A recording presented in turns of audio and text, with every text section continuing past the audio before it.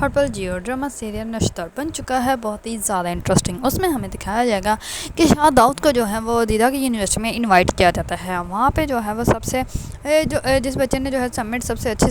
کی ہوتی ہے، اس کو جو ہے وہ انہوں نے جو ہے انعام دینا ہوتا ہے۔ اسی وجہ سے شاہ داؤد کو بلایا جاتا ہے، لیکن دیدہ کو اپنے والد کی باتیں بہت اچھے سے یاد ہوتی ہے کہ جس کے پاس سب سے زیادہ پیسہ ہوتا ہے اس کا غرور بھی سب سے زیادہ ہوتا ہے، اور ان مغرور لوگوں کو جو ہے وہ لوگ بہت بڑی سیٹ پہ، بہت بڑے عہدے پہ بٹھاتے ہیں۔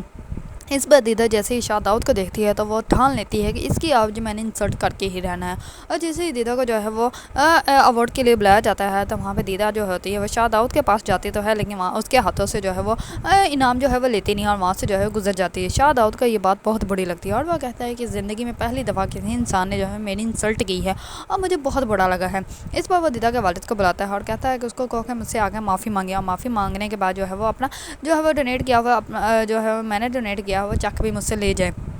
اس پر دیدہ کا والد جو ہوتا ہے وہ کہتا ہے کہ میں اپنی بیٹی کو کبھی بھی نہیں کہوں گا کہ وہ اتنے مغرور انسان سے جو ہے وہ آ کر معافی مانگے۔ اس پر دیدہ کے والد جو ہوتے ہیں وہاں سے چلے جاتے ہیں۔ دوسری طرف شاہ داؤد کو جو ہے وہ بہت غصہ آ رہا ہوتا ہے۔ اس پر وہ جاتا ہے اپنے دادوں کے روم میں، اور وہاں جا کے جو ہے وہ اپنے دادوں کو دیکھتا ہے۔ اس کے دادوں کی طبیعت جو ہوتی ہے وہ بہت زیادہ خراب ہوتی ہے اور بالکل بھی ٹھیک نہیں ہوتی۔ دوسری طرف دیدہ جو ہوتی ہے وہ رات کو اپنا کچھ کام کر رہی ہوتی ہے، تو وہاں پہ جو ہے وہ شاہ داؤد کے بارے میں جو ہے وہ ویب سائٹ اس کے پاس اوپن ہو جاتی ہے۔ اس پر وہ اس کو دیکھتی ہے اور بہت زیادہ حیران ہوتی ہے،